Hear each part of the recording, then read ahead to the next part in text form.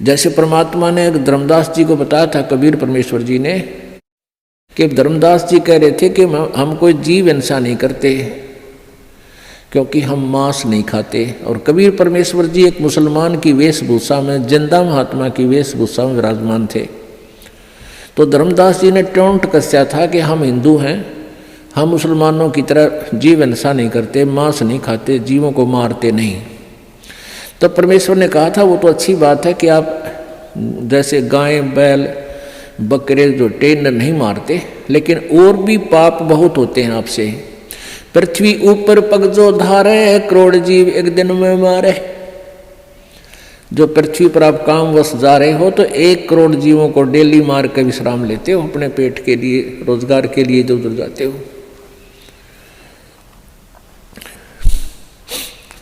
सत्तर ब्राह्मण की है हत्या, जो चौका तुम देव नित्या। जो चूल्हा लीप के प्रतिदिन चूल्हे के आसपास पहले गोबर से लीपया करते, गार से, ये इतना क्षेत्र में जो तुम लिपाई करते हो तो इतना पाप है आपको 70 ब्राह्मण मार दियो। ब्राह्मण माने भक्त।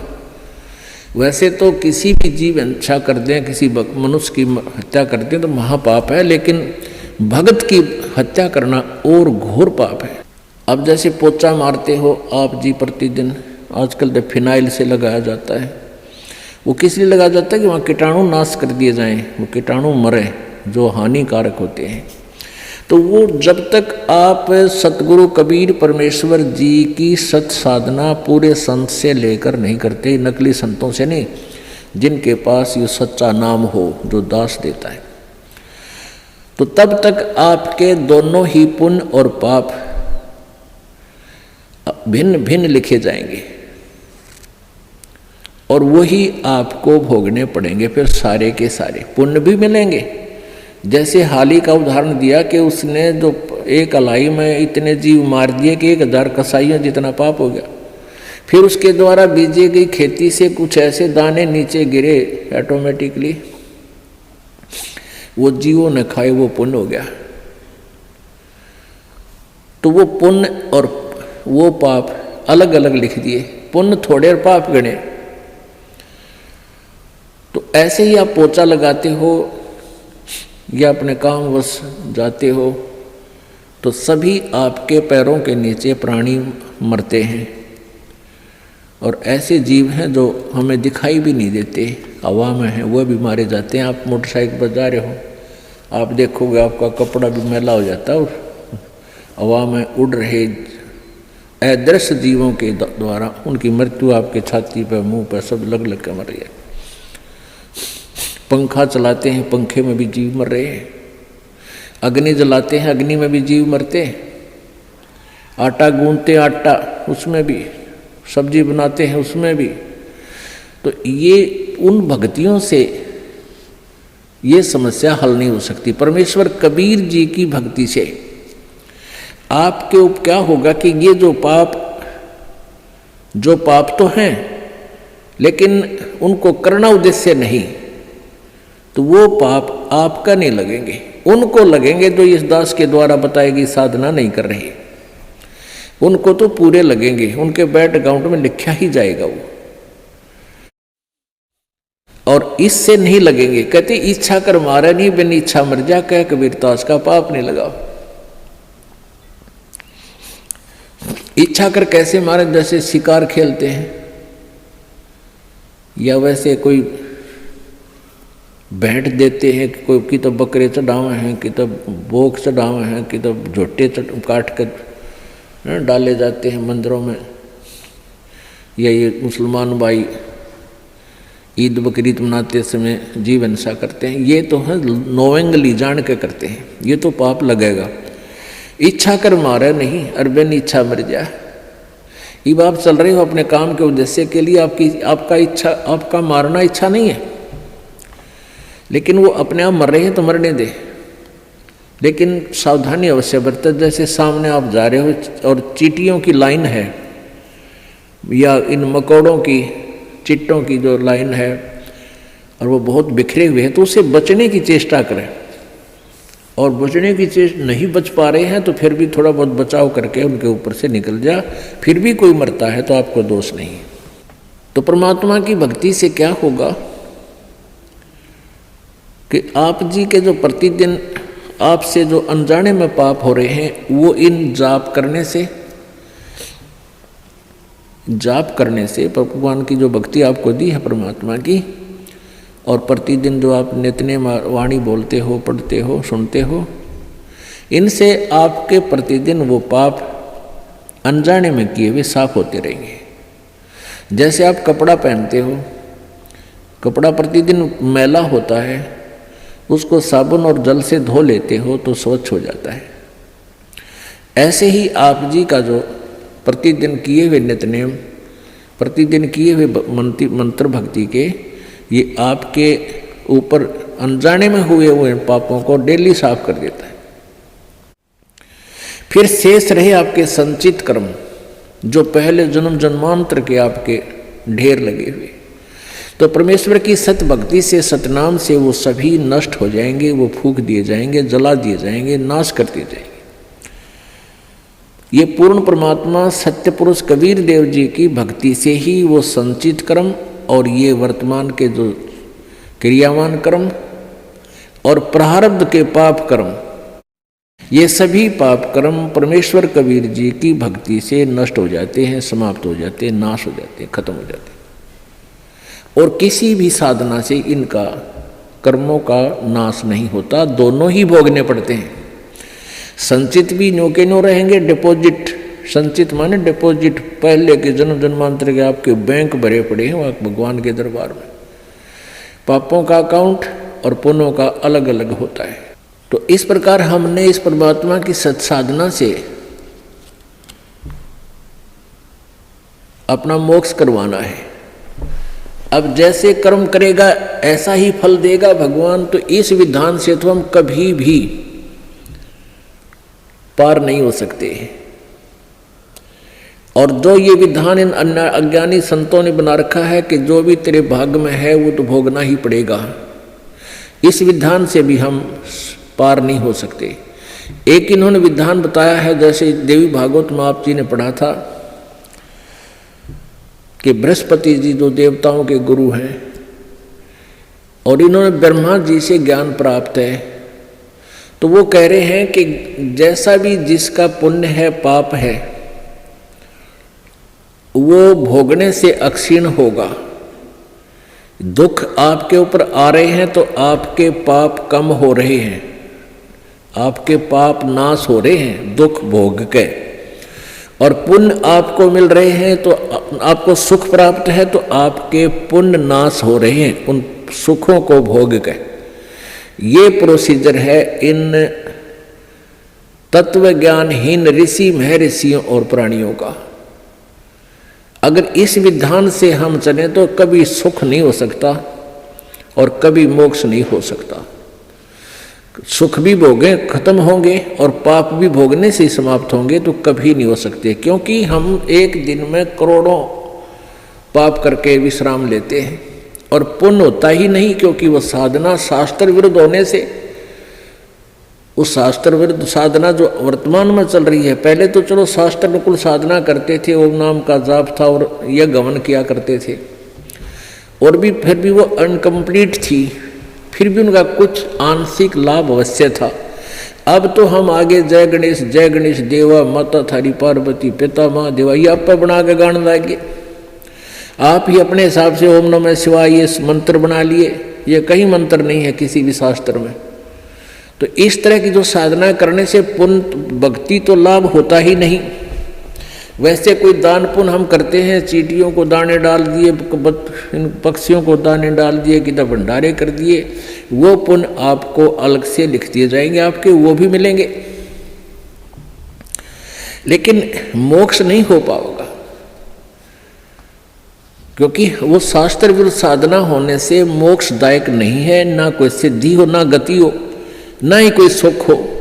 गीता जी अध्याय नंबर 16 के श्लोक नंबर 23 में कहा कि शास्त्र विधि को त्याग कर जो मनमाना आचरण करते हैं, जो मनमानी अपनी पूजाएं करते हैं, अपने हिसाब से। उनको ना तो सुख होता है, ना उनकी गति होती है, ना उनकी कोई सिद्धि प्राप्त होती है, यूजलेस। तो हम जो अब वर्तमान में जो साधनाएं चल रही हैं प्रत्येक समाज में, वो शास्त्र विधि को त्याग कर मनमानी पूजाएं। तो वर्तमान में जो साधनाएं आप जी करें उससे तो कोई लाभ होना ही नहीं, क्यों ना तो आपके पाप क्षीण हो और ना आपको भविष्य का कोई लाभ हो, और वो पाप नहीं करे, और वो पाप आप डेली पता नहीं कितने इकट्ठे कर रहे हो, तो वो आपके डिपॉजिट कर्मों में लिखे जा रहे हैं, संचित कर्मों में। और परमात्मा की साधना, पूर्ण परमेश्वर की साधना से क्या होगा? जब ही सतनाम हृदय धरो, भयो पाप को नासे, मानो चिंगारी अग्नि की बाई पड़े पुराने घासे। जब ही सतनाम हृदय धरो, जब आप सच्चे मन से सतनाम का जाप करना प्रारंभ कर देते हो, आपके संचित कर्मों में ऐसे आग लग जाती है जैसे 1000 टन सूखा घास फूस पड़ा हो और उसमें एक चिंगारी माचिस की तिल्ली लगा दी जाए, वो पूरे घास को जलाकर ढेर कर देती है, यानी सारे घास का नाश कर देती है। फिर चले तेज हवा इधर उधर तय और वो साफ स्थान साफ हो जाता है। तो पुण्यात्माओं, जब आपके पाप क्षीण हो जाएंगे, फिर आपके अंदर एक प्रेम जागेगा। आपको छोटी सी चर्चा माल की शुरू होते ही आंखों में आंसू आऊंगी, दिल भरा होगा आपका। तो फिर वो उस पाप के जलने के बाद ऐसी स्थिति होगी, जैसे सूरज के आगे बदरा ऐसे कर्म छयारे, प्रेम की पवन करे चित मंजन जल के तेज नयारे। कि आपके ऊपर पाप कर्मों का ऐसे साया जमा हुआ है जैसे सूर्य के सामने बादल आ जाते हैं, बादल, और सूर्य विद्यमान होते हुए भी हम उसको नहीं देख पाते, अंधेरा छा जाता है। और कहते हैं फिर तेज हवा चलती है, परमात्मा कबीर जी बता रहे हैं, तेज हवा चलती है तो बादलों को तित्र बित्र कर देती है, और फिर सूर्य का प्रकाश आपके सामने बहुत ज्यों का त्यों होता है। यानी परमात्मा को निराकार बताने वालों ने इसलिए परमात्मा को निराकार बता दिया कि उनके पास वो साधन नहीं था, उनकी भक्ति वो नहीं थी जो आत्मा और परमात्मा के बीच में कर्मरूपी बादलों को दूर कर दे, हटा दे। जैसे सूरज के आगे बदरा ऐसे कर्म छयारे, प्रेम की पवन करे चित मंजन जल के तेज नयारे। तो परमेश्वर की सतभक्ति से आपके पाप कर्म जल जाएंगे और पाप कम हो जाएंगे, तब रुचि बढ़ेगी प्रभु में। आपकी आत्मा जो है परमात्मा की चर्चा चलते ही गदगद हो जाएगी, आंखों में आंसू आने लग जाएंगे। तो वह प्रेम की पवन चल पड़ी, प्रेम की पवन करे चित मंजन, फिर जल के तेज नयारे। तो इस प्रकार हमारे ये पाप जो संचित वो समाप्त हो जाएंगे, और जो प्रारब्ध कर्मों में हमें कोई भयंकर हानि होनी है वो भी सत साधना से हमारी कम होगी, समाप्त हो जाएंगे, बिल्कुल नहीं होगी। और छोटी मोटी हो भी तो वो हमारी भक्ति की कमजोरी से ही होगी, यानी भक्ति कम कर पाओगे, या विश्वास कम होगा, या कोई मर्यादा भंग हो जाएगी। तो उसके लिए सावधानी बहुत जरूरी है। जैसे माता गर्भ को राखे यतन बना, और ठेस लगे तो छन होवे तेरी ऐसे भक्ति जा। तो इस प्रकार हमने अपनी भक्ति को सुचारू करना है। कबीर धूम धाम में दिन गया और सोचत होगी सांझ, एक घड़ी हरि ना भजा भई जननी जन गई बांझ। अब क्या बताते हैं परमात्मा? अब पहले तो बताया कि 3 घंटे तो कम से कम भक्ति आपने करनी चाहिए, 3 घंटे में तो आपका काम बने जाएगा। अब यहां कहते हैं कि एक घड़ी भी 24 मिनट एक घड़ी में 24 मिनट हो। कहते हैं 24 मिनट भी अगर तू भक्ति, सतनाम की, सच्चे नाम का जाप नहीं कर रहा, नाम लेकर भी तू अपना जीवन सोच ले बर्बाद कर रहा है अपने आत्माओं। क्योंकि जब एक घड़ी शुरू हो गया तो अंदर के हमारे जो पाप खत्म होने लगेंगे और फिर रुचि इतनी बढ़ जाएगी, फिर घड़ी को नहीं याद रहे, फिर तो दिन रात सपने में भी मालिक याद आने लग जाती। यहाँ घड़ी इसलिए कहा है परमात्मा ने कि एक बार ये शुरू तो करें, एक घड़ी तो करें, 24 मिनट तो लाओ मालिक में, फिर देखना रुचि कितनी बढ़ जाए। जैसे कोई बीमार होता है और शुरुआत कर वो भोजन नहीं खा पाता, रोटी कड़वी लगती है, सेब संतरे किशमिश सब कड़वे लगते हैं, और फिर उसको न वो कड़वी दवाई ही दी जाती है, जैसे कुनीन दी जाती है, वो ना चाहते फाके मारना शुरू कर देता है। तो जब वो दवाई शुरू करता है तो पहले दूसरे दिन एक आध ग्रास रोटी का वो खाने लग जाए, रुचि बन जाती है, और कुछ दिनों के बाद फिर वह रुचि इतनी बढ़ जाती है, सूखी रोटी पा जाए वो भी खा जाएगा, वो भी खा लेगा। तो ऐसे ही एक घड़ी के लिए यहाँ इसलिए संकेत दिया है कि एक बार शुरू तक करे, फिर ये कर्मों का पाप नरमा जाएगा, कम होगा और परमात्मा की भूख बढ़ती चली जाएगी।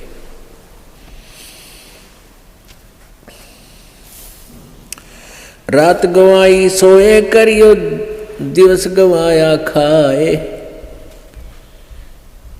हीरा जन्म अनमोल था, ये कौड़ी बदले जाए। कबीर ये सुपने रैन के उगड़ आए नैने, जीव पड़ा बहु लूट में, जागे तो लेन न देने। परमात्मा कहते हैं कबीर ये सुपने रैन के, ये रात जैसा सुपना है आपको। आज आपके पास कार है, कोठी है, ना है तो लो छोटा मोटा कोई व्यवसाय है, कोई धंधा है, बेटा बेटी है। जैसे हम सपने में देखते हैं ना, कई बार तो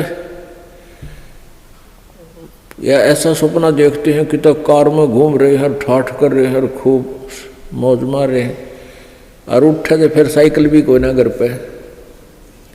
जब आंख खुल जाती है तो देखे साइकिल भी कोई नहीं आसपास, कार के सपने आ रहे थे। तो ऐसे ही हमारे ये स्वप्न हैं, ये जो कुछ भी आप देख रहे हो सपना समझो। और कल ये नैन उगड़ गए, कल ये आंख खुल गई, यानी मृत्यु होगी, तो जागे तो लेन न देन। अब वहां धर्मराज के दरबार में विचार आवे इसको जाकर के, अरे बेटा था, बेटी थी, कहाँ थी, तेरे की कुछ भी ना था, उन्हें धक्के खा रहा था, मतलब सपना था। तो ऐसा सपना सा बनेगा आपके साथ ही, जो आज जिसके ऊपर इस सपने में अपना जीवन बर्बाद करे।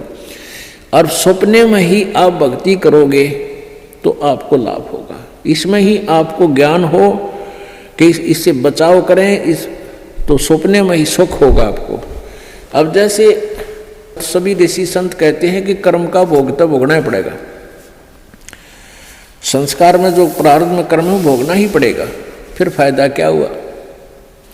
फिर इस भक्ति का यूज क्या है। जैसे आप सपने में दुखी हो रहे हो, आपके पीछे कोई पागल कुत्ता भाग रहा है और आप खूब स्पीड खींच रहे हो, दुखी हो रहे हो, तो कोई आके उस कुत्ते का लठ मारे, रोक कर उसने लठाड़ा आ जाए, उसने एक तरफ भगा दे, तो सपने में सुख होया, उसने चैन सांस लिया सुख का, को हो बच गया भाई। तो ये सपना हर ये कर्म रूपी कुत्ते आपका पीछे पड़ रहे हैं, और पूर्व संत की भक्ति से इन कुत्तों का लठ लग गए, इन पागलों के, और ये अपनी दिशा बदल दें और आपको राहत मिले। तो ये सपने में भी सुख इस परमात्मा के अभी होगा तब बात बने। अब आँख खुले बस दापे न रहा, कुछ भी ना था वो, जैसे भी टेंशन हो रही है, काम अड़ गया फला, जिस जो कोई टेंशन है, किसी काम में रुकावट आ रही, परमात्मा सपने में ठीक करे जब चैन हो। और ये कहने पर आप तो भोगना ही पड़ेगा, सपने में दुख तो दुख रहेगा, तो वो थ्योरी ठीक है नहीं है, उनकी मन गणत है, उनको अध्यात्म ज्ञान नहीं है। आजकल के 5 दिन ये जंगल होगा बासे, ऊपर ऊपर हल फिरा ये ढोर चरेंगे घासे। आजकल या 5 दिन अर्थात एक ना एक वो दिन आएगा आप जी का जंगल में वास होगा, आप जी का शरीर छूटेगा और आप जी को शमशान घाट पर शरीर का अंतिम संस्कार हो जाएगा। और फिर इस तुम्हारी जो है ना मिट्टी के ऊपर ढोर फिरा करेंगे, डांगर अंडेंगे, घूमया करेंगे। 8 जने जो लाकड़ी और केस जले जो घास, सब जग जलता देख कर ये कबीर भया उदास। मरोगे मर जाओगे कोई न लेगा नाम, उजड़ जा बसाओगे छाड़ बसती गांव में। कहते हैं आज तुम जिस परिवार के वंश चलाने के चक्कर में दिन रात फिर लगे रहते हो, आपकी मृत्यु के बाद कोई आपने याद भी ना करे, 6 महीने रहोगे मुश्किल से। अब आजकल तो 10 दिन में कर दें सारा काम। 70वीं वीर, वर्षी वीर, महीना वीर, वो 13वीं भी 10 दिन में करके फारे करते हैं। कोई आज आप अपने दादाजी को कितना याद करते हो? कभी कोई पूछला, गांव को पूछ ले कि किसका है कहाँ से, फिर जब फलाने दादा का नाम कभी बताना पड़ जाए, जब ना तो कोई ना याद करता दादाजी ने। तो पुण्यात्माओं या भूल ला रखी काल ने, और इन काल के दूता ने हमें ऐसा उलझा रखा है कि पुत्र बिना मोक्ष नहीं। अब बेटी ने तो हम संतान भी नहीं मानते थे, ऐसी अनजान सोच बना दी हमारी। पुण्यात्माओं बेटा और बेटी में कोई अंतर नहीं, संस्कार आपको मिलेंगे चाहे कितने पैर पीट लो। आजकल उन अज्ञानी लोगों की और फिर समाज के दबाव में हमारे भक्त आत्मा भी प्रेरित हो जाते हैं। जिसके 1-2 पुत्री है तो इन्होंने सोचा पुत्र हो भगवान, पुत्र जरूर हो, क्योंकि वो इंजेक्शन लाओ डेली। कदे पड़ोसन आ जाएगी, कोई रिश्तेदार आवेगा, नहीं कहेंगे एक पुत्र तो चाहिए था, एक पुत्र तो होना चाहिए। दास जब सर्विस करता था, जेई की नौकरी करता था, एक ठेकेदार था मदीना गाँव, मदीना दांगी का, और वो 60-65 साल की 62 साल की उम्र का आदमी। तो उसके 4 लड़कियां थी और बड़ी लड़की ब्याह दी, 2 लड़कियां तकरीबन सारी ब्याह शादी कर दी। फिर प्रेरणा कर दी, किसी ने कहेंगे कोई एक पुत्र तो हो, पुत्र तो होना चाहिए। तो उसकी पत्नी ने भी यही कहना शुरू कर दिया कि पुत्र तो होना चाहिए। उसने कहा कि तुम मेरी, उसकी कोई मौसी की लड़की थी, क्यों करके उसकी शादी करवा दी।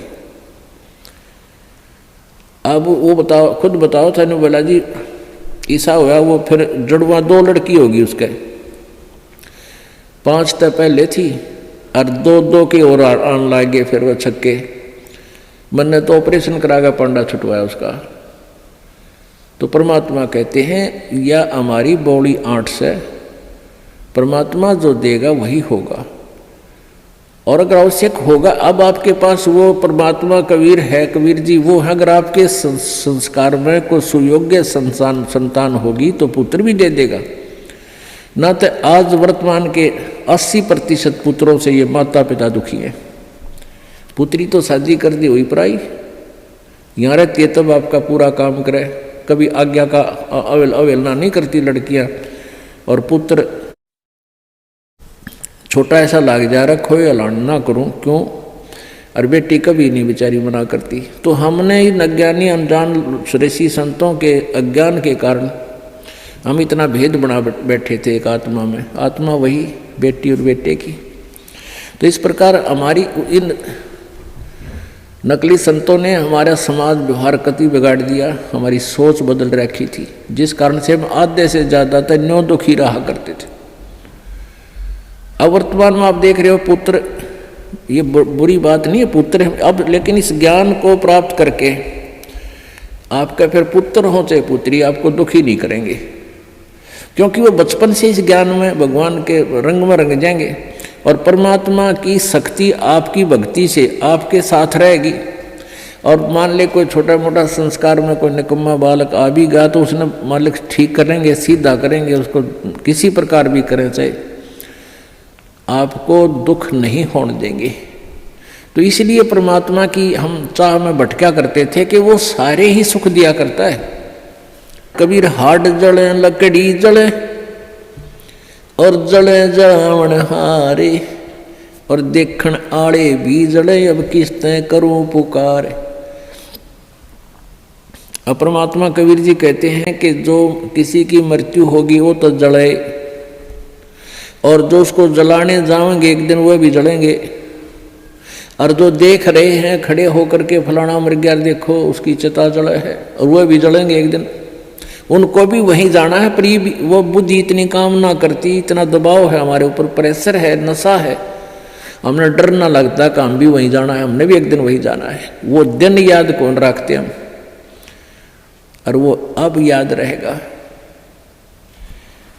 मौत बिसारी बावड़े तन अचरज किया कोने, तन माटी में मिलेगा जो आटे में लोने।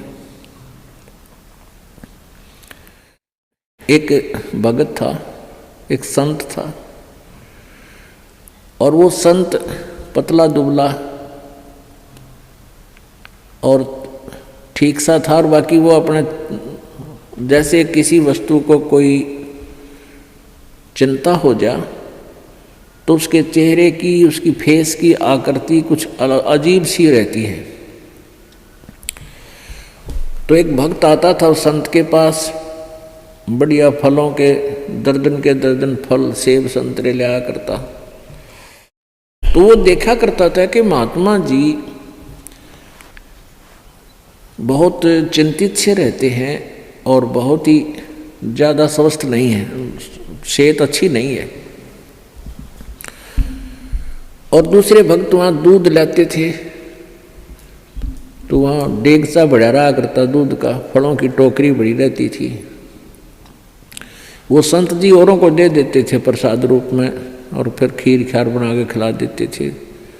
दूध आता था, चाय पानी दूध पी लेते थे, अपना थोड़ा बहुत जैसा पिया करते थे, बाकी भक्तों को पिला देते थे। तो वो एक धनी व्यक्ति जाता था, उनका सेवक, काफ़ी संतरे ले जाता, सेब ले जाता, अच्छे फल टड़ा गया था, कुछ दक्षिणा दिया था। तो साधु से प्रश्न करता था कि महाराज जी आप कुछ चिंतित से रहते हो, क्या आप खाते पीते नहीं, आप पतले दुबले भी बहुत हो गए हो। महाराज जी कहने लगे भाई बस खा लेता हूँ जैसा रुचि बनती है। तो दूसरे दिन फिर उसने पूछा, दूसरे तीसरे दिन कि महाराज जी क्या आपको कोई चिंता है, आप कुछ खाते पीते नहीं। आप संत जी कहने लगे भाई मुझे बहुत चिंता है, और इसलिए मेरे को कुछ खाया पिया ना जाता। तो उस धनी व्यक्ति ने सोचा भी साधु संतों की भी क्या चिंता हो है बता, हमारे कैसे गृहस्थियों ने तो 100 चिंताएं हों, पर संतों को क्या चिंता। उसने कहा महाराज जी आपको ऐसी कौन सी चिंता सता रही है। साधु ने कहा कि भाई मुझे मौत दिखाई देती है मेरी, मैं मरूंगा, इसलिए मेरे पर ज़्यादा रुचि खान पीन में नहीं, मुझे चिंता बनी रहती है कि मेरी मृत्यु होगी। तो संत कहने लगे जी कब होगी आपकी मृत्यु।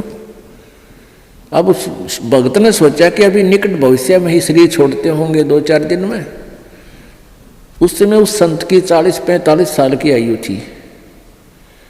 उन्होंने बताया कि भाई अभी मेरी 40 वर्ष बाद मृत्यु होगी, 40 वर्ष के बाद, और आज मेरी 45 वर्ष की आयु हो चुकी है। तो वो धनी इस भगत कहने लगा हे महाराज जी यह भी कोई चिंता हुई, मरना तो सब ने है, मृत्यु तो सबकी होगी, और साधु संत भी ये चिंता करें, कमाल की बात है, खा पिया करो, मौज करो, है ये तो सब ने मरना है क्या। अब वो प्रतिदिन आवे और यह बात कहे कि महाराज संत भी कदे मृत्यु तो डरा करें, ये तो सब ने मरना है, ये तो क्या बात है, खूब बड़े बड़े लेक्चर डाले। अब उस संत ने सोचा यो रोज दुखी करेगा, ला इसकी फड़क निकाल दूं। उसका मित्र था राजा संत का, और संत ने उस राजा से, मित्र नहीं उसका सेवक था, राजा से कहा कि संत ने कि वो जो धनी व्यक्ति है एक सेठ, उसको फांसी की सूली की सजा सुना दे, फांसी की, लेकिन तोड़ना नहीं है, उसके लिए कोई समय निर्धारित कर दे, महीने 20 दिन का। और उसके लिए कोठड़ी में बंद करके उसने सारा सामान रख उसके पास, दूध भी फल भी खूब ठाठ रखा, अच्छे बढ़िया घी दूध चूरमे खिला उसने। अब राजा अपने गुरुदेव का आदेश पाते ही राजा ने वो बुला लिया और कहा भी तेरे को फांसी की सजा सुनाई जाती है, तूने किसी व्यक्ति का मर्डर कर रखा है। अब वो धनी सेठ के सोच रहा है बड़ी बुंडी बनिया, तो मन किसी मृत्यु का कोई हत्या करी नहीं, देख फांसी की सजा होगी। दिन रख दिया 20-25 दिन, महीना 1.5 महीना जो भी। अब वो दिन तारीख दर दी 25 तारीख 24 10 30 तारीख, वो 30 तारीख रख दी महीने की, या 14 6 8 जैसे भी कोई रख दी।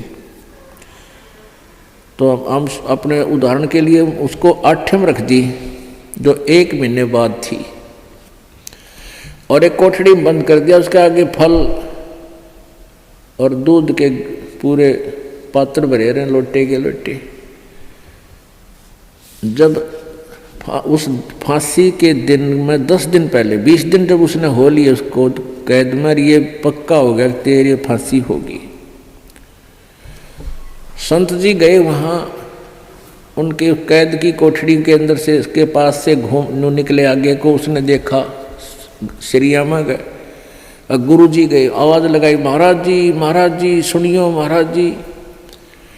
महाराज जी वापस आए, वन्य देखे थे को होगा तड़े बोल लेगा, मैंने देखते ही कौन से में है वो भगत। कहा न देखा महाराज जी ने, भाई कौन है तू? अगजी में वो फलाना सेठ से। और सेठ को भी पता था, उस धनी को भी पता था कि राजा इनकी पूरी मानता है गुरु जी की।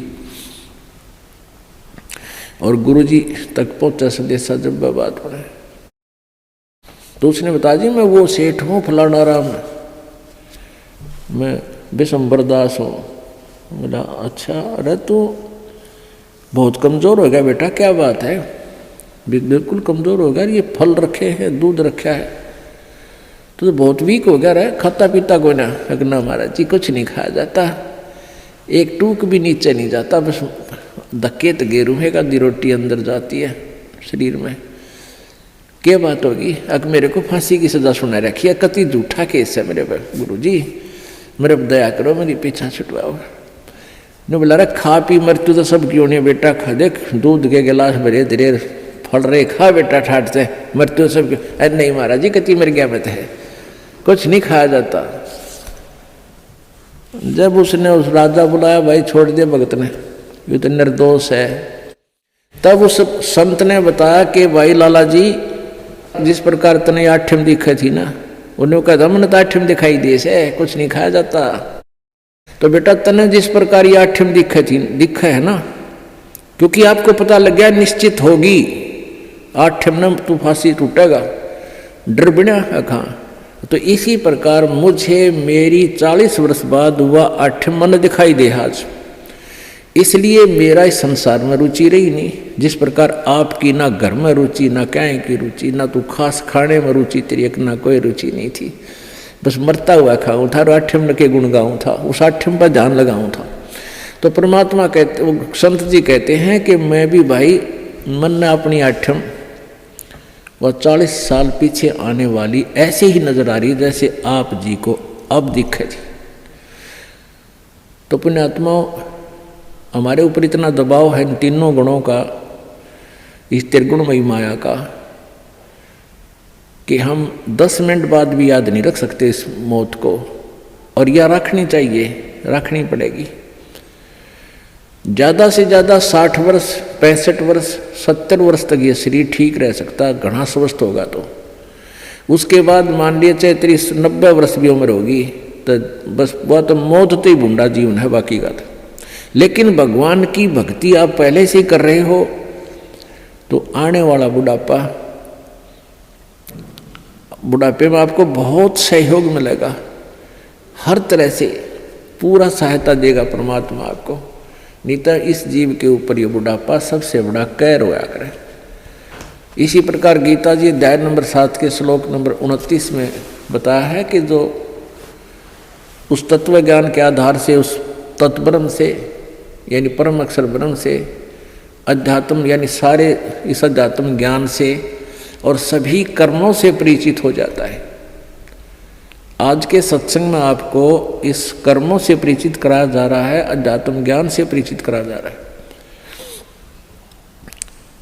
तो वो व्यक्ति फिर जरा और मरण से छुटकारा पाने के लिए ही प्रयत्न करता है। जरा माने बुढ़ापा, मरण मीन मृत्यु। वो जरा माने बुढ़ापा यानी बुढ़ापे से और मृत्यु से छूटने के लिए ही प्रयत्न करता है, जो उस तत्व ब्रह्म से परिचित हो चुका है। क्योंकि वो तत्व ब्रह्म, परम अक्षर ब्रह्म ही हमारे को जरा और मरण से सदा के लिए छुटकारा दिला सकता है। सतलोक के अंदर जाने के बाद आपका शरीर वृद्ध नहीं होगा, आप जी की मृत्यु नहीं होगी। अब पुण्यात्माओं, हमने वो ज्ञान सुना नहीं, हमने स्वर्ग भी सुना था पर देखा नहीं था। स्वर्ग सुनते थे, स्वर्ग में बड़ा सुख है, लेकिन जान की इच्छा कति नहीं थी, मृत्यु नहीं चाहवा थे। अब इस तत्व ज्ञान के आधार से आपको इतना विश्वास हो जाएगा कि आप जी यहाँ से जाने की रुचि बनाओगे, क्योंकि यहाँ इतने कष्ट हैं संसार में, इसको देख देख कर इनसे तंग आकर के आपका मन हट जाएगा। और इस तत्व ज्ञान के आधार से आपको ये भी पता चलेगा कि ये तो आज नहीं, इस जन्म में नहीं, असंख्य जन्मों में पहले भी हो लिया और आगे भी होगा, यदि सतलोक नहीं गए। अब सतलोक में जाने के बाद आपकी पुनः जन्म नहीं होगा, वृद्ध अवस्था नहीं आएगी, बुढ़ापा नहीं होगा और मृत्यु नहीं हो। आज कोई भी प्राणी मृत्यु नहीं चाहता और सारे मरेंगे 2 दिन आगे पीछे। समय आने पर सबकी मृत्यु होगी, मरना कोई नहीं चाहता। चाहे कोई 80 साल 90 वर्ष का बूढ़ा हो रहा है और चला जाता ना बैठा जाता है, कभी कट दुख है, कभी सिर दुख है, और फिर भी मृत्यु नहीं चाहता। ठीक है, ऊपर ले मन तो चाहे कह भी दे भगवान मन उठा ले, लेकिन जब ठाण का टाइम आवे ना, जब उल्टा हटता है, कोई भी हटे, जिनको ज्ञान नहीं, भगत नहीं उल्टे हटते। एक बुढ़िया रोज न्यों कहा करती, हे भगवान मन उठा ले, मतलब दुखी हो ली इस परिवार तय, हे भगवान मन उठा ले। अब उसका पोता था बदमाश सा, उन्होंने सोचा बुढ़िया रोज न्यों कहा मन उठा ले, तो उसने न्यों सुन रखा था कि यमराज आते हैं, सर पर सींग होते हैं, उनकर हाथ में गदा होती है। तो लड़के ने 12-13 साल का था, उसने सर पर बड़ा साफा बांध दिया, उसमें सींग पो लिए 2 और हाथ में ले लिए गदा सी बना ली, कपड़े की जो करिए नकली रामलीला रखा है ना हनुमान की। और पहले इसे टिमटिमाते ही दीवे होया करते, दीवा दिया ला, दीपक लगा दिया और बुढ़िया का हटा के मुँह पर तक कपड़ा ने बोला, बुढ़िया बोले होशियार, चल तुझे लेने आया हूँ। बुढ़िया ने देखा है तो सचमुच आएगा, ये यमदूत खड़ा है। ने बोला, अरे भाई मन ने क्या करेगी तो योर कुण बार, मन ने क्या करेगा बुढ़ी ने, योर कुछ ना कुण बारह किसी ने दे जा तू। अब न बोला ना तेरा नंबर है, बोला अरे भाई तेरे आगे दोनों हाथ जोड़ो, मन ना ले जाए वे। तो फिर उसने उतार दिया सारा साज बाज हटके और धर दिया था। इन्होंने बोला, दादी क्यों मगज खाया करती रोजाना, मैंने ठाले ये मरी क्यों ना तू। ने बोली, रे ढेड़ तने गढ़ दूँ, तू था तन डरा दी थी मैं। तो भाई बात ये है कि हम चाहे कोई भी कुछ कह रहे हैं, हमने ठाले पर ठाण का टाइम आओ जब उल्टे हटे हैं, तो कहने का भाव ये है कि हम मृत्यु नहीं चाहते, मृत्यु होगी। अब यहाँ से तो आपने मरना पड़ेगा, सब कुछ त्यागना होगा, और ये मालूम नहीं कब त्यागना पड़ जाए। ये कोई ज़रूरी नहीं है कि हम वैसे अटकल से आगे बढ़ रहे हैं कि अभी हो सकता है 10 साल 20 साल हमारी मृत्यु ना हो। अब कोई 60 साल का नहीं सोचा 20 साल तो 80 साल तो जीवेंगे। और क्या पता ये रोज दुनिया की मृत्यु होने लग रही, कोई 20 साल का, कोई 10 वर्ष का, कोई 50 वर्ष का, कोई 60 वर्ष का। तो ये अटकलबाजी हमें डबोरी है। हमने भगवान से डरना चाहिए और याद रखे उस मौत को, प्रथम परमात्मा को और सेकंड मौत को। फिर ना तो बुराई कर सकते, ना चोरी कर सकते, ना ठगी कर सकते, ना बदमाशी कर सकते, ना 2 नंबर का काम कर सकते, कि जाना दिखेगा आपने। फिर तो यहाँ तो आपने जाना ही पड़ेगा। और यदि आपकी श्रद्धा सच्ची लो उस सतलोक में जान की लगी, इस ज्ञान के आधार से आपकी आस्था या किसी परिवार जन में या किसी धन में नहीं रहनी चाहिए। जब आप यहाँ से चलन के योग्य होगे और ये रहकर आपकी परीक्षाएं भी होंगी, आपके ऊपर कोई ऐसी आपत्ति ऐसा आएगा समय, फिर आप देखेंगे कि मेरी वृत्ति बेटे में है कि बेटी में, पोते में है कि या पोती में, कोठी में या कार में। आप जी ने अपने उस जाल को स्वयं काटने की चेष्टा करनी है कि तो जुल्म हो गया, मेरा तो बीच में आस्था है। और यहाँ आशा रही तो वापस जन्म होगा, जहाँ आशा ता बासा होई और मन कर्म वचन सुमरियो सोई। आपकी यहाँ किसी भी चीज में आशा रहेगी, आस्था रहेगी, तो वापस आप जी को आना पड़ेगा। इसी यहीं पर मन माने यहाँ फिर बैल बनकर आ जा। और यहाँ आशा नहीं रही तो फिर हमने आशा कब ना रहेगी, ये ज्ञान आधार बनाओगे, भक्ति घनी करोगे, दान धर्म खूब करोगे, उस भक्ति की शक्ति से भी आपके कुछ बंधन ऑटोमेटिकली कट जाएंगे। इतना दबाव बनेगा उसका, आपके मन में वो आना नहीं देगा और परमात्मा कोई ऐसी व्यवस्था आपकी बना देगा। और जो भक्ति नहीं करते तो फिर हमने यहाँ से तो जाना ही जाना है, भक्ति कर रहे हैं जो, उनके मन में ये आ जाना चाहिए कि फिर जन्म होगा तो फिर यह दुर्गति शुरू। मनुष्य जन्म भी हो गया तो मनुष्य जीवन में क्या सुख पाया अपना। आज हम 60 साल के हो गए, हमें पता है क्या मिला इस जीवन में और क्या हमारा था और क्या पराया था। तो इस ज्ञान के आधार से निर्णय हो जाएगा कि अगर फिर जन्म हो गया फिर वो प्रोसीजर, बेटा ना हुए तो दुखी हो गए तो महा दुखी, क्योंकि फिर उनके पालन में पोषण में कोई बेकादे की मृत्यु हो जाए काल तो फिर रोजाना करे काम तो रो कर टक्कर मारेंगे, वह दुर्गति न्यारी। तो इन सब बातों को ध्यान रख के तो सच्ची श्रद्धा बना ले कि तो मरना पड़ेगा, पर इसी जगह चला फिर मरना ना पड़े, यहां से तो जाना पड़ेगा। तो इसलिए ये तो अपना है ही नहीं, चाहे बेटा है चाहे बेटी है, उनमें मोह है या ना है। तो अपने परिवार में आप जी ने ऐसे रहना पड़ेगा जैसे एक गाड़ी, रेलगाड़ी का कंपार्टमेंट होता है और उसमें आप सफर कर रहे हो, जिसका जहां स्टेशन आ जाएगा ऑटोमेटिकली उतर जाएगा। किसी का 2 घंटे का है, किसी का 10 घंटे का सफर है, किसी का 24 घंटे का है वो।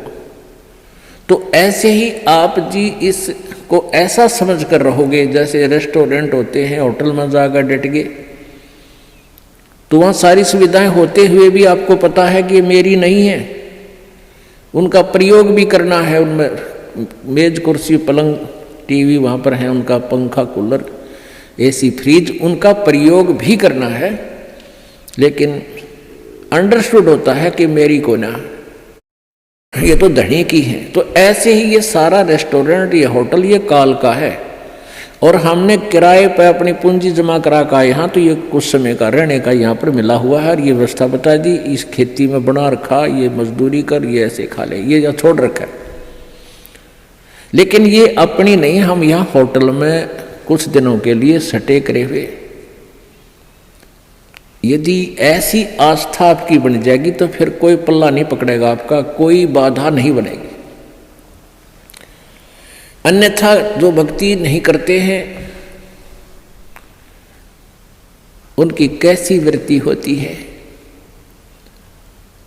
अब जैसे कोई पिछले जन्म में भी कोई भक्त भक्ति करता था और वो पार ना होया, आप जी हो, परमात्मा चाहते हैं कि तुम सभी पार हो जाओ, बहुत अच्छी बात है, क्योंकि पार होने के लिए तो ये सारा खेल हो रहा है आपको पार करने के लिए।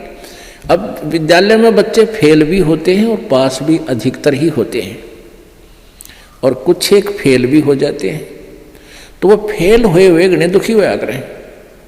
तो ऐसे ही एक व्यक्ति किसी जन्म में कोई प्राणी कोई आत्मा परमात्मा से विमुख हो गया, भक्ति ना करी, छोड़ गया, तो उनको फिर लेता है भगवान शरण में। एक किसान के घर जन्म हो गया उस पुण्यात्मा का। अब कहते हैं दो जन मेरी शरण में एक बार आ गया, परमात्मा कहते हैं हमारी शरण में एक बार कोई प्राणी आ गया तो फिर उसको जब तक वो पार नहीं हो लेगा उसके पीछा हम छोड़ना को नहीं। जो जन हमारी शरण है ताका हूं मैं दास, और गेल गेल ला गया फिर जब लग धरती आकाश। तो उसी विधान से परमात्मा उस किसान के पास गए और किसान से कहा कि भाई, किसान पहले बैठे, राम रमी हुई, क्योंकि पिछले संस्कारी जो भक्त होते हैं वो कहीं भी जन्म ले लो उनमें वो भाव श्रद्धा बनी रहती है। आओ महाराज जी बैठो जी, बड़ी आसन दे दिया, आप नीचे बैठ गया भगत की तरह। तो महाराज जी तो महाराज जी होते हैं, अपने भक्ति का ज्ञान सुनाते, परमात्मा की चर्चा शुरू कर दी। तो वो किसान कहने लगा, कहाँ जी भक्ति तो मैं करता हूँ, क्या भक्ति तो मंदिर में जाता हूँ, शिव जी की पूजा करता हूँ। फिर सारी बात बताई, भाई यह भक्ति ठीक नहीं, भक्ति की विधि ये है जो आपके शास्त्रों में लिखी हुई है, कैसी करो। अच्छा जी ठीक सत है, भक्ति भी कराएंगे भाई, फिर उपदेश ले ले। अगना जी इब्बा नहीं, ये तो बच्चे छोटे छोटे हैं, ये थोड़े से ठीक हो जाए, अपना काम संभालन जोगे, फिर महाराज जी तेरे आप पक्का चेला बन जाऊंगा। लाख समझाने पर भी नहीं माना, यही कहता रहा। परमात्मा चले गए। कुछ दिनों के बाद फिर गए, देखा क्या, किसान के 2 लड़के थे, उन लड़कों के भी बच्चे हो रहे, उन खिलाने लग रहा खूब प्यार से, सीने से लटा रखे पोते। परमात्मा फिर गए, किसान भाई भगत जी, देवता तेरे बच्चे भी समझदार हो गए हैं और खेत का काम संभाल लिया, तू आजा भक्ति कर ले, नाम ले ले। ने बोला महाराज जी देख छोटे छोटे पोते हैं, बच्चे खेत में जहाँ हैं काम कर रहे हैं, और मैं इनको बाद में संभाल रहा हूँ, अब मुझे फुर्सत नहीं है, थोड़े ही बच्चे पोते बड़े हो जाए थोड़े से, फिर मैं भक्ति करूँगा। बहुत कहने पर भी नहीं बोला, ना बाबा जी दुखी ना करे मैंने, क्यों पोते घने प्यारे लग गया करे। यह काल का एक भयंकर जाल आगे और बढ़ा देता है उसके ऊपर। अब बेटे तो उल्टे बोलने को धमका दे, कोई खुरका दे, और वो पोते बोल करे प्यारे प्यारे, तो वो घने प्रिय लगते हैं।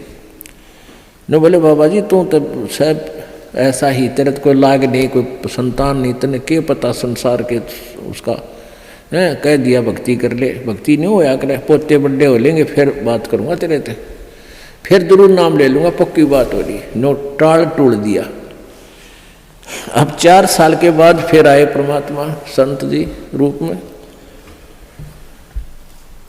तो घर आके पूछा कि भाई तुम्हारा वो कहाँ गए तुम्हारे पिताजी दादाजी।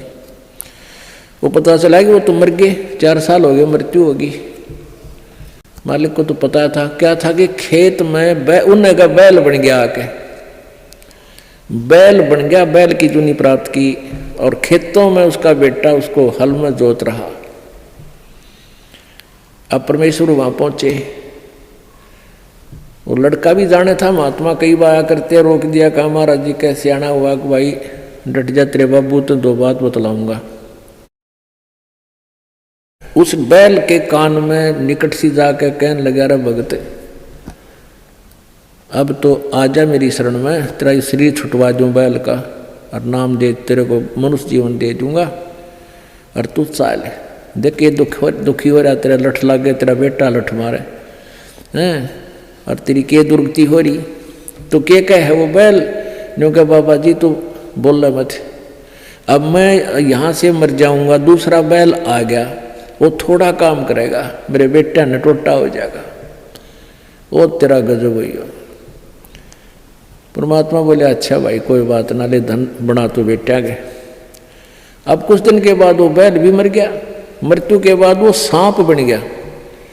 अब सांप को एक याद होता है उसने कहीं धन गाड़ रखा, पहले जमीन में दबाया करते चोरों के डर से, धन जेवर दाब दिए, पैसे चांदी के हुआ करते सिक्के, वो लको दिए, छुपा दिए। तो सर्प बनकर वो वहीं घूम रहा है। अब वो पुत्र वधुओं ने देख लिया, शोर मचाया, सांप सांप, उन बेटा ने मारा लठ उसका, वो मोरी में गए निकल गया, पर एक दो लाठी अच्छी लगी उसके, कंडे में हो गया बीच तय। वो सहज सहज धीरे धीरे सरक कर बोझड़ों में, झाड़ बोझड़ा में पड़ा। जब परमात्मा गए, कहाँ सुना भगत जी अब आओगा मेरी शरण में? न्यू बोला जी जान बचा दो मेरी और अपनी शरण में ले लो। मैंने देख लिया कोई नहीं किसी का। परमात्मा बोले सांकड़ी तोड़वा का आया तू मेरी शरण में, आया था पर ये हड्डी तोड़वा के, पसड़ी तोड़वा के, जब आई तरह समझ में कोई नहीं किसी का। और हम रोज रोन लाग रहे कोई किसी का, कोई ना अपनी भक्ति करो। कहते हैं एक लेवा एक देवा दूतम, कोई किसी का पिता नहीं पुतम, ऋण संबंध जुड़ा एक ठाठा, अंश में सब 12 बाटा। तो परमात्मा इतने दयालु हैं, फिर उसको शरण में लिया, दोबारा मानव जन्म दिया। आगे देखो सूतमा होगा कि ना, फिर वह बीमारी शुरू कर ले मन माने। तो ऐसे दयालु है परमात्मा, पुण्यात्माओं। ये मनुष्य जीवन बार बार नहीं मिलता और ये ज्ञान नहीं मिलता। आपके ना जाने कौन से जन्म के पुण्य, बिना गिनती के असंख्य पुण्य आपके साथ हैं। और विशेष कृपा परमेश्वर कबीर जी के आपके ऊपर है, जो आप यहाँ पहुँच रहे हैं और ये ज्ञान आप तक पहुँच रहा है उन पुण्यात्माओं के न्यारे कर्म है इस दुनिया में। और परमात्मा कहते हैं समझा है तो सर दर पाऊँ, बहुर नहीं रे ऐसा दाव। बोल सतगुरुदेव। परम पिता परमात्मा पूर्ण ब्रह्म, सारी सृष्टि के रचनहार, कुल मालिक कबीर देव, कबीर साहेब, कबीर परमेश्वर जी की असीम कृपा से ये सत्य संदेश हम सभी तक पहुंचा। असंख्य जन्म हो गए हमने इस काल के जाल में, इस भ्रमित ज्ञान के आधार से साधना करते हुए और जन्मते और मरते हुए। हमने इस अज्ञान आधार से ये मान लिया था कि जन्म और मृत्यु ये अटल विधान है और ये सदा बना रहेगा। इन तत्वज्ञान, इन ऋषियों, महर्षियों, गुरुओं, मंडलेश्वरों ने यही बता रखा था कि जन्म और मृत्यु सदा बनी रहेगी। जन्म मृत्यु सदा के लिए समाप्त नहीं हो सकते। पुण्यात्माओं, परमेश्वर ने स्वयं आकर के हमें बताया कि जो साधनाएं आप करते हो वो पूर्ण मोक्षदायक नहीं है। प्रत्येक युग में परमेश्वर आते हैं और अपने यथार्थ ज्ञान को स्वयं ही बताते हैं। अपने पाने की विधि यानी आप जी को सतलोक पहुंचाने की यथार्थ विधि वो स्वयं ही आकर बताते हैं।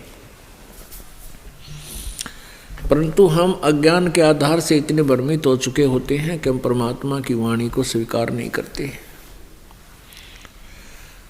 जो समस्या आज हमारे सामने उपस्थित है, यही समस्या परमेश्वर जी के सामने 600 वर्ष पूर्व उपस्थित थी। लेकिन आज जो समस्या है वो हल होगी, वह हो रही है। उस समय उसके हल होने का कोई विकल्प नहीं था। जब परमेश्वर 600 वर्ष पूर्व बनारस में काशी शहर में एक शिशु रूप धारण करके प्रकट हुए थे। एक लहर तारा नामक तालाब में विकसित कमल के फूल पर वो परमात्मा सशरीर आए थे। और जब वो 5 वर्ष के हो गए थे प्रभु, उसी समय से ये ज्ञान, यथार्थ ज्ञान प्रचार करने लग गए थे। और बड़े बड़े धुरंधर विद्वान माने जाने वाले ऋषि महर्षियों को परमात्मा के प्रश्न का कोई उत्तर नहीं था, जिस कारण से वो अज्ञानी ऋषि महर्षि परमात्मा कबीर देव जी को ये कहकर के अवॉइड कर देते थे कि ये तो अनपढ़ है, अशिक्षित है, अक्षर ज्ञान नहीं है, निरक्षर है, निरक्षर है ये।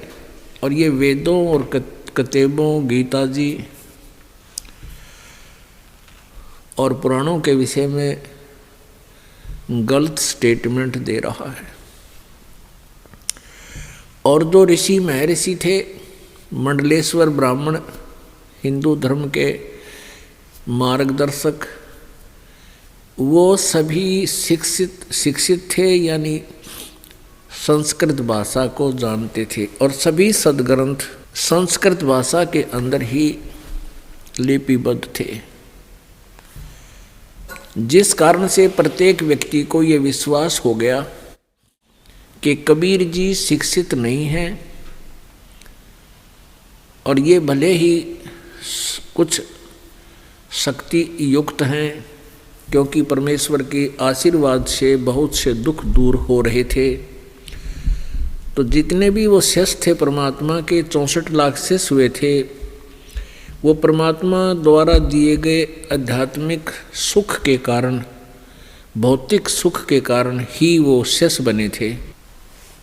और जिस कारण से वे टिक नहीं पाए और परमात्मा के ज्ञान को जो वो बोला करते थे, एक पुण्य आत्मा ने लिपिबद्ध कर लिया था। वो पुण्यात्मा है धर्मदास जी, जो पहले ऐसे ही उलट ज्ञान से रंगे हुए थे और परमात्मा का बहुत विरोध कर रहे थे। तो उस समय तो इन अज्ञानी ऋषि महर्षियों की दाल गल गई थी। ये कह करके परमात्मा कबीर जी जो हैं, ये अनपढ़ हैं, अशिक्षित हैं, ये संस्कृत भाषा नहीं जानते हैं, ये ऊट पटांग बातें बक रहे हैं। जिस कारण से परमेश्वर के उस ज्ञान को महत्व नहीं दिया गया, जो आज आप जी के समक्ष शिक्षित समाज के सामने अब ये दास रूबरू कर रहा है।